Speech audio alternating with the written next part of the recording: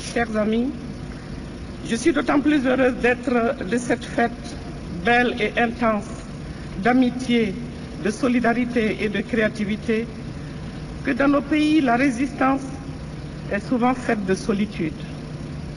Les voix qui contredisent le discours dominant sont souvent inaudibles parce que dangereuses.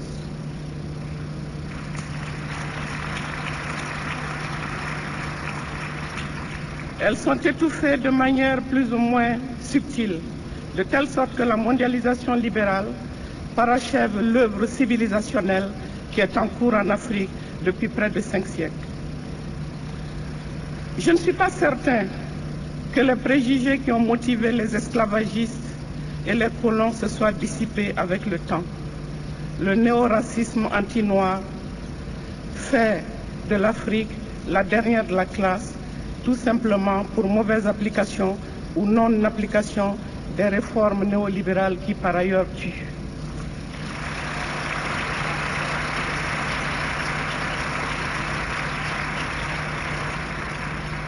Le cinquantenaire du monde de Diplo est d'autant plus riche de sens qu'il coïncide avec la commémoration de la victoire du peuple vietnamien à Dien Bien Phu sur le monde dit libre et civilisé.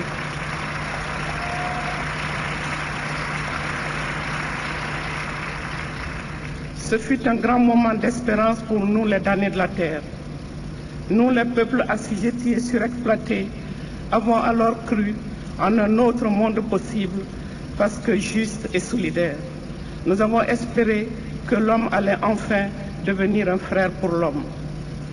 La guerre froide et les ingérences des deux blocs aidant, nous nous sommes trompés de défis et de combats. Nous nous sommes fourvoyés dans la religion du développement. Il s'est agi et il s'agit de transformer l'Afrique et les Africains en fonction des critères, des normes et des intérêts des puissants de ce monde qui ont décrété qu'ils sont libres et civilisés.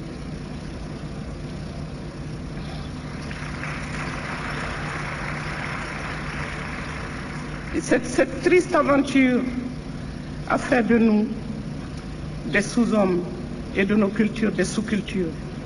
Les résultats du développement extraverti, dépendant et téléguidé sont désormais connus.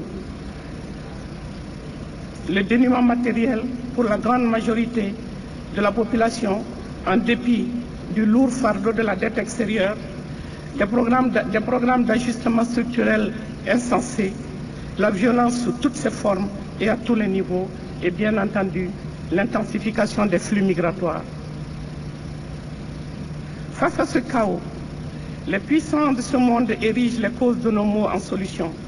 C'est ainsi que les États-Unis d'Amérique et l'Europe, qui nous somment d'ouvrir nos marchés, subventionnent leur propre agriculture et inondent nos pays de produits souvent périmés.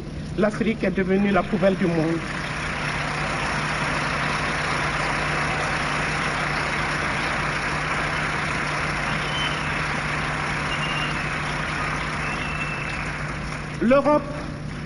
L'Europe de la finance et du commerce, qui se vante d'en avoir fini avec la guerre et l'exil, se trompe de perspectives d'avenir.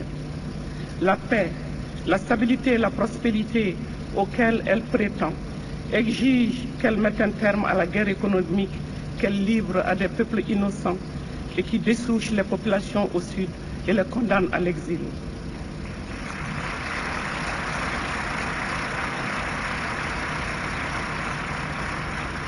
La pauvreté dont elle fait cas quand il s'agit de l'Afrique subsaharienne n'est en fait que l'expression de la régression politique qui caractérise les temps nouveaux, qui amène nos propres dirigeants, bien ou mal élus, à offrir sur un plateau d'argent au FMI et à la Banque mondiale, ainsi qu'à l'OMC et au G8, les principes qui nous ont poussés par le passé à nous battre contre l'occupant. Je suis ici ce soir pour dire qu'il est impossible de décoder, de comprendre et de changer l'Afrique de l'intérieur ou de l'extérieur, mais cela n'incombe qu'à nous, sans une compréhension véritable des rouages et des desseins du néolibéralisme. D'où l'importance de la convergence, de l'alliance, et de la solidarité agissante entre mouvements sociaux et militants.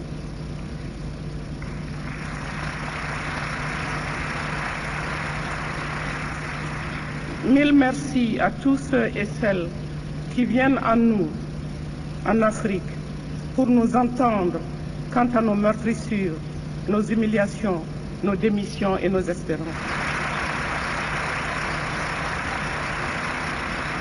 Longue vie au monde diplomatique.